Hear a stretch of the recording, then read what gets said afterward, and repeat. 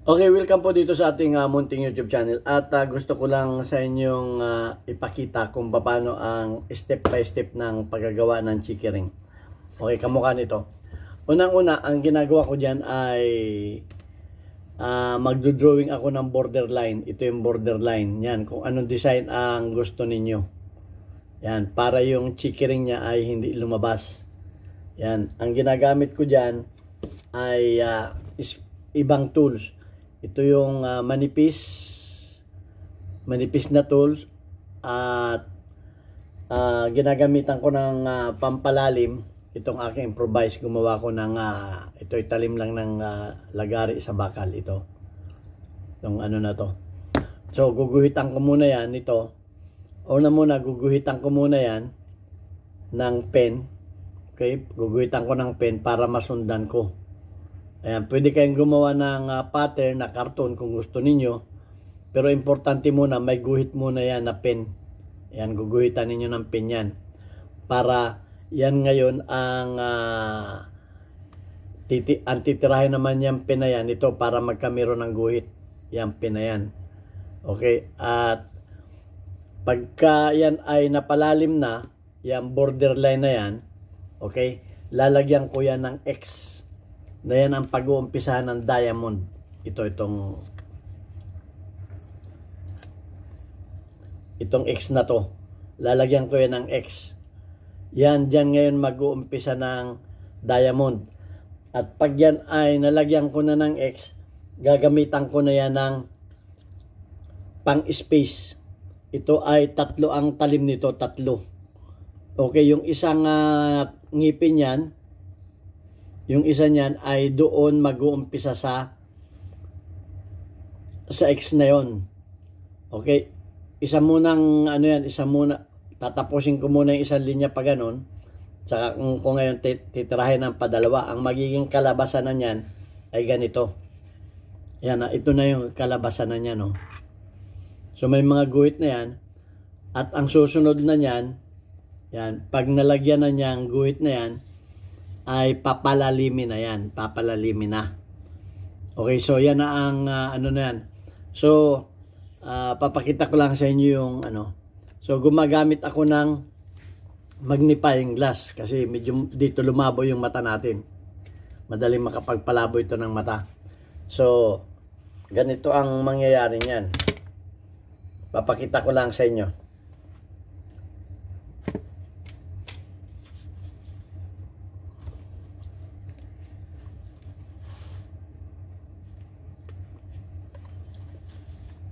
So, bali, lalapit natin yung camera.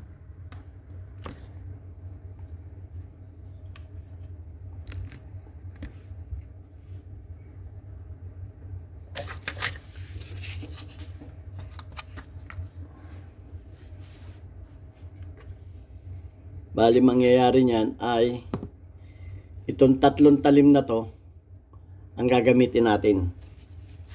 Ayan. Ito ang step 3 na to.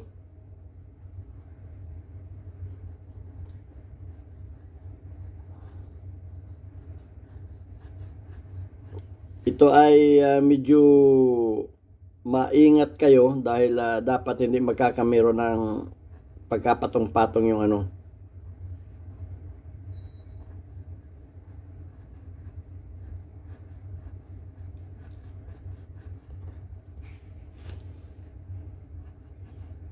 Kaya ito ay matagal ito. Itong isang na to, inaabot ng isang araw ito bago matapos itong isang chikiring lang.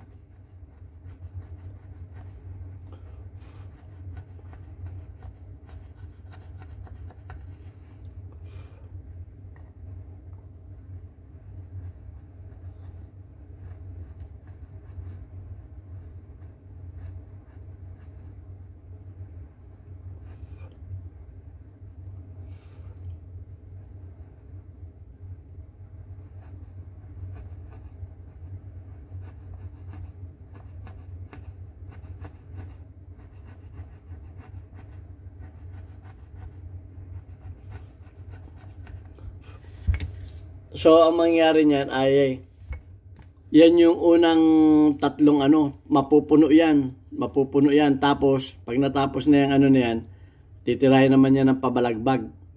Okay, so, hanggang sa matapos yan. So, medyo matagal talaga ang pagchichikering. Titingnan natin ang resulta pagka pinalsadahan niya ng pabalagbag.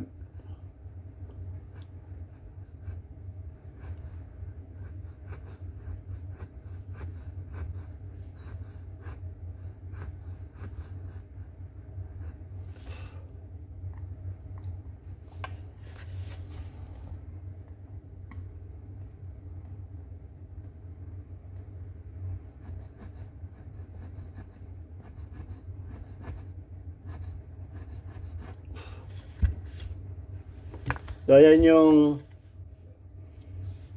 resulta ng pabalagbag na At ang mangyayari na nga niyan, pag yan ay ganito na yan. Yan. Pero ito, hindi pa ito malalim. Papalalimin pa ito. Kumbaga yan lamang ay ginuhit-guhitan natin para susundan natin yan. Papasadahan natin yan ng pampalalim. Pagkatapos pag yan ay malalim na, titirahin na natin yan ng ng pang-finishing. So yan, pinakita ko lamang sa inyo yung step 1. Okay? Kung paano. So ito, magiging ganyan din yan. Okay? Okay mga ka-trigger, ito na yung lawan natin. Ito na yung ginagawa natin chickering. At kung mapapansin niyo ito ay guhit pa lang, guhit. Okay, una natin ginawa, nilagyan natin siya ng borderline. Pagkatapos ay gumawa tayo ng at ginuhitan natin. Pagkatapos ng ginuhitan natin, ito ay pinalalim natin at pinasadahan na natin ito ng unang pasada nitong cutter. At ito na ang resulta niya. Ito na yung kabila. Pero hindi pa ito tapos. Kumbaga ito ay half finish pa lang. Dahil ito ay babarnisan muna natin. Pagkatapos ay iano na natin ito. Pagkatapos saka natin i-finish at saka i-spray natin ng pang finishing. So ganito lang muna ang itsura niya. Kung mapapansin ninyo, hindi pa siya gaanong malalim. So kalahati pa lamang yung ating dahil ang ito na yung ginamit natin na na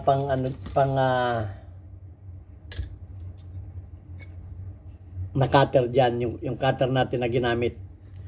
So ito ay ang susunod natin dito ay palalalimin pa natin ito pagkatapos babarnisan muna natin kasi hindi natin maiwasan na ito ay pasukin ng varnish. Kung ito ay tapos na at pinasok ng varnish ay mahirapan na tayo, kaya half finish lang muna ang ginawa natin dyan. Kumbaga yan ay palalalimin pa natin. Ito yung likod, yan, ito ay guhit pa lang. So ang gagawin natin dito ay kaparehas din ito. At pag ito ay itong kabila na ito ay naparehas na natin, ito ay tatabunan natin ng tape. Tatabunan natin ng tape ito at ito ay liliyahin natin. Kung mapapansin niyo, ito ay bago. Pero walang chickering, palalagyan ng chickering. Pero ito ay, pag nilagyan natin ng chickering, ay i-finish natin ng panibago na glossy. Okay, parang bubog ang magiging nito. So ganyan talaga ang gusto ng mga Arabo na talagang kahit bago pa ay pagagandahin yung kanilang mga gamit na baril. Anyway, ito ay pang shotgun, ginagamit nila ito pang skeet shooting. So ito yung design na nagustuhan niya. Ito kasi ay medyo mura ang design nito.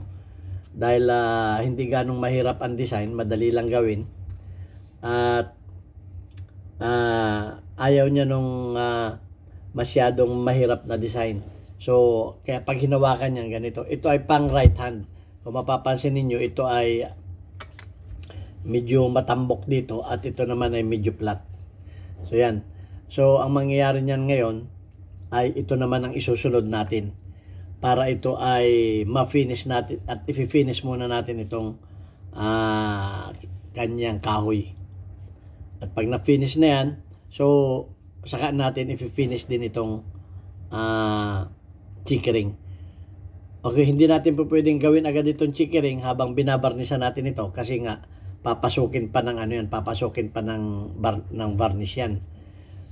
So ganito lang muna ang gagawin natin. Okay, at subaybayan ninyo yung pagtatapos nito. Okay mga ka-trigger, ito na yung in-applyan natin ng sealer and filler. First coat, ang ginawa natin dito ay niliham muna natin. Okay, so mapapansin niyo yung pagkakaiba ng kulay niya. Pag na-applyan, lumalabas yung kanyang ganda ng kahoy. Ito yung first coat ng sealer and filler. So, ang ginamit natin dito ay ito lang, ito. So, ganito lang ang pag-apply nito.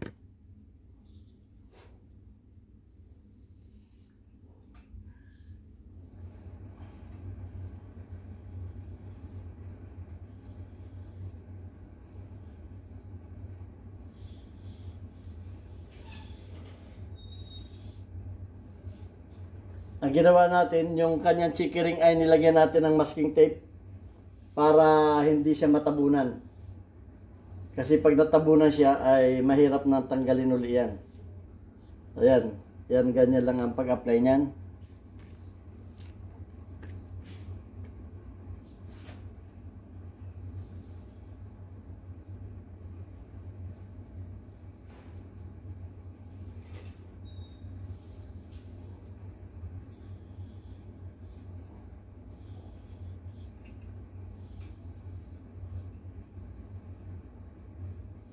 Pwede itong applyan ng hanggang 2.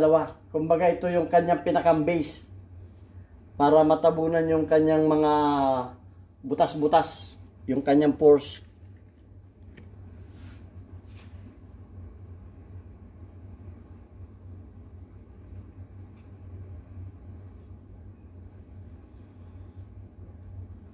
Ito yung pinakang first coat. Kumbaga ito yung kung sa ano, ito yung pinakang primer niya. Kung sa mga body filler, kung sa mga ano na sasakyan. Kung sa mga kutsi, ito yung kanyang pinakang primer para kapit na kapit.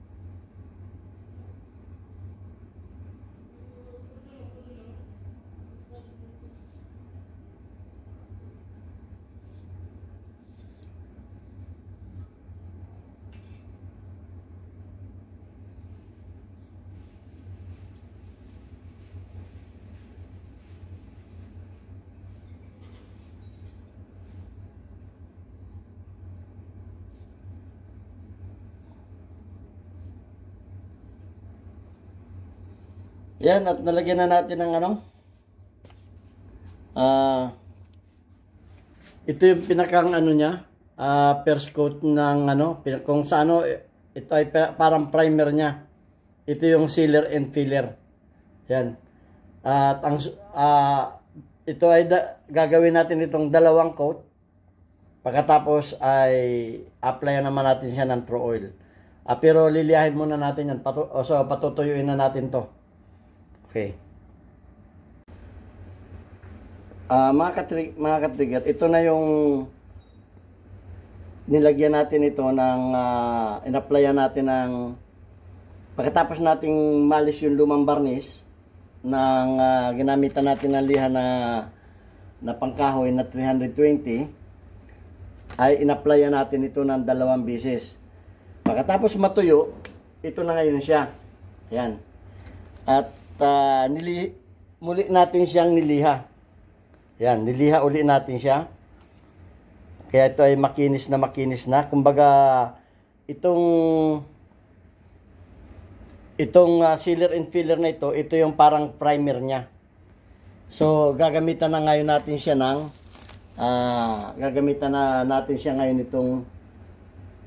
ito na true oil na gagamitin natin sa kanya ngayon. At ito ay mga 2 hanggang 3 coating. Ito, bago natin umuli lihain. Okay, so tingnan natin ang magiging resulta. Kung ano magiging resulta nito. Gagamitan lamang natin ng sponge.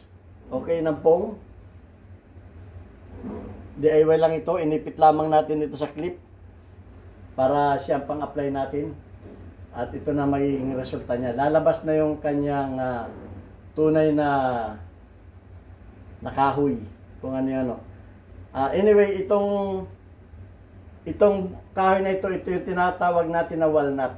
Ito yung American o US walnut. Maraming klase ang walnut.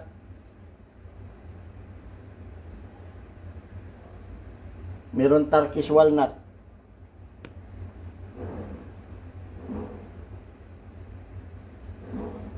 Ito yung kanyang ito yung kanyang chicky ring. Dapat lagyan talaga ng ng masking tape kasi mapupuno yan ang varnish, mahirap uling magbuhay, kumbaga. Yan.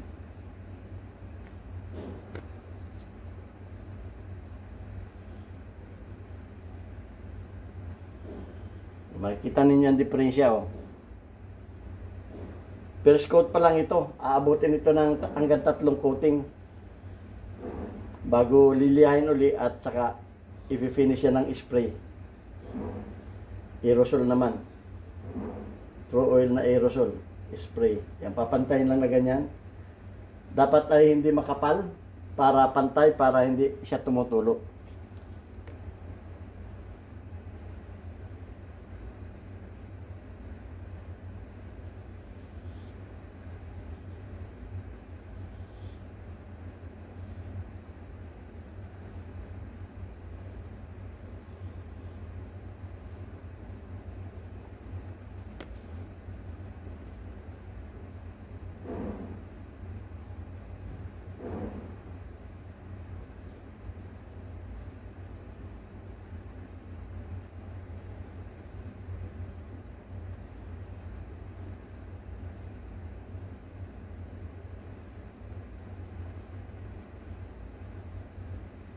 Kailangan ay ma-applyan lahat.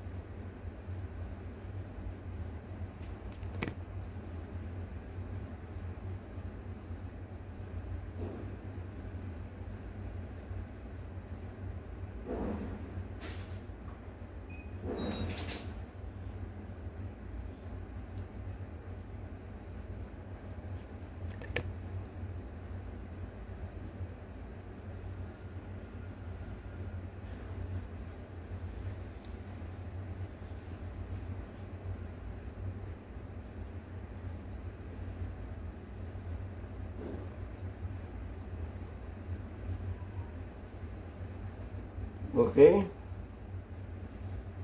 So far, so good. So, ito na ang kanyang result.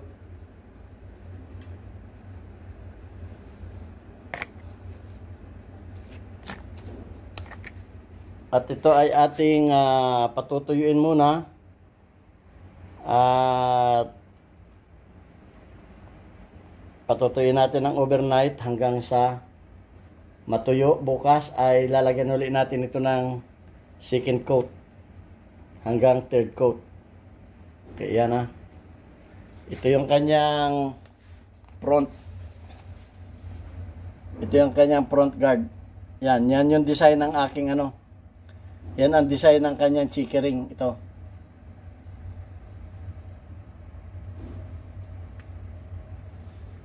Okay, at okay mga ka-trigger, at titingnan natin ang magiging resulta nito. Sana maging maganda siya.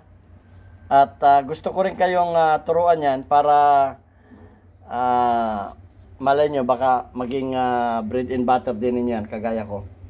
At yan ay talagang kinagigiliwan at gustong-gusto ng mga rabo. Okay mga ka-trigger, kung mapapansin ninyo,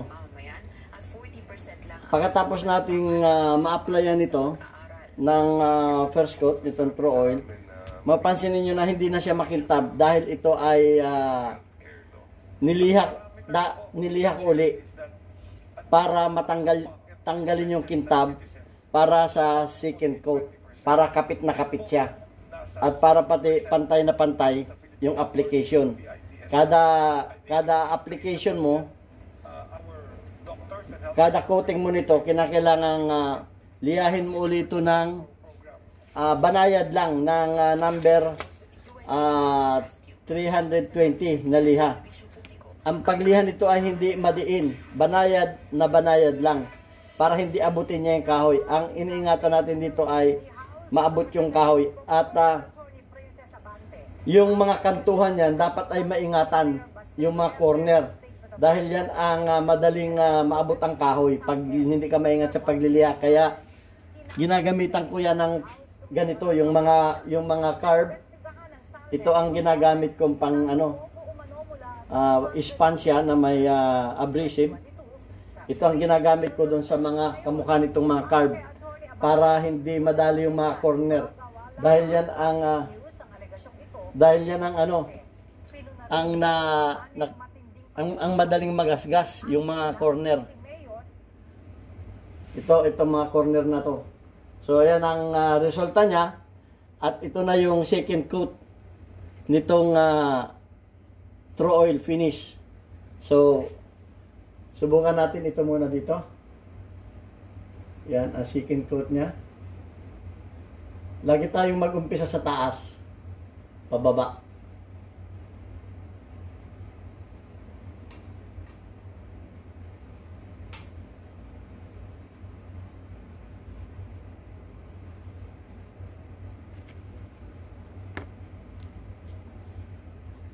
Ganyan lamang ang pag-apply niyan. Talagang ito ay matagal ang proseso para makuha yung talagang ganda ng finish niya. Dahil ito ang binabayaran dyan. Ayan. Kada coating yan, pagkatuyo, actually pinatuyo ko ito ng overnight para masiguradong tuyo-tuyo siya.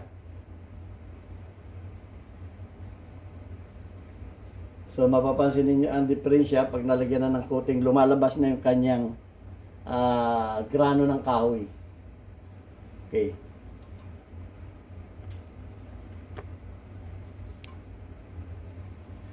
Pag ito ay na-coating natin at maganda na ang resulta, pwede na natin itong gamitan ng spray paint. Yung pang-spray naman na True Oil din. Same brand.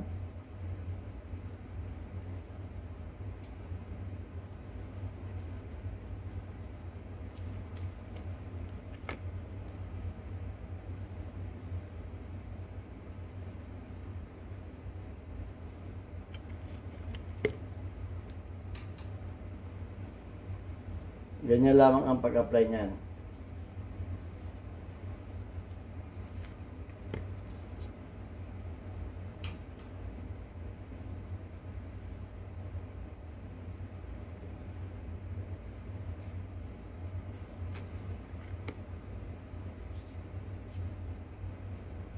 Yan.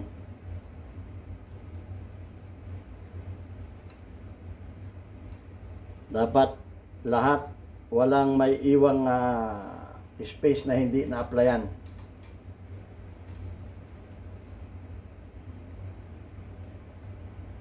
Okay, pagka na-applyan na natin ganyan, saka natin siya ngayon papantayin. Yan, papantayin na natin para pare-pareho ang kapal niya. Papasadahan ulit natin siya ng ganyan.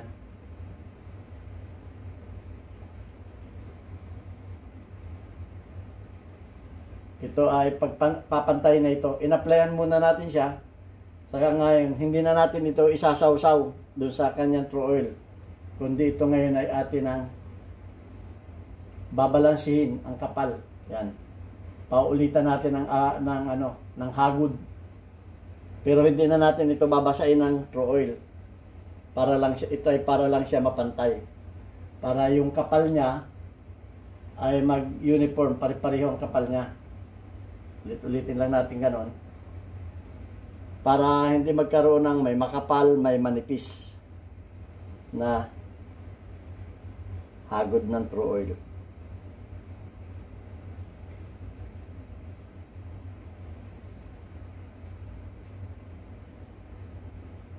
Pag ito'y natuyo, muli natin itong lilihain. At kung maganda na ang resulta, makikita natin yung pagnilihan natin. At maganda na ang, kasi makikita natin yung pagniliha kung okay ba. Yung pagka-apply o kulang pa. Ang pinakang mahirap talaga dito yung magliha. At yun ang talagang iingatan dahil pagka yung kahoy ay inabot na ng pagliliha, pag napasobrang pagliha mo, doon magkakamero ng parang mapa. Magkakamero ng black. At hindi na siya magpapantay. So yan, kung makikita ninyo siya, oh. So ito na yung first part. Ito na yung first part ng ating video. At abangan ninyo yung second part para makita ninyo yung pagkakaiba. Kung akala ninyo sa tingin ninyo ay okay na yan, maganda na yan, hindi pa yan. Nangangalahati pa lang yan. Nasa kalahati pa lang ito. So sa second part, makikita ninyo yung talagang ganda niya. Okay, so yan, makikita ninyo siya na kung titingnan natin ay parang okay na nga siya. Okay, o. Yan, o. Parang okay na siya kung titingnan natin. Pero yan ay hindi pa yan. Hindi pa yan yung talagang finish niya. Ayan, o. At ganun din itong ito rin. Yan, o. Ito yung kanyang front handguard. Yan, applyan na rin natin siya. Ganun din. At ito yung kanyang cheekpiece. Yan. So, yan ay ilalagay natin sa dryer. So, yan mga ka-trigger. Inaano ko lahat sa inyo ang step by step para matutunan din ninyo. At baka sakaling may mahilig sa inyong gumawa ng mga ganyan, ay di pakikinabangan din ninyo. So, abangan ninyo yung second part nito. At tatapusin muna natin dito yung first part. Maraming salamat sa inyo.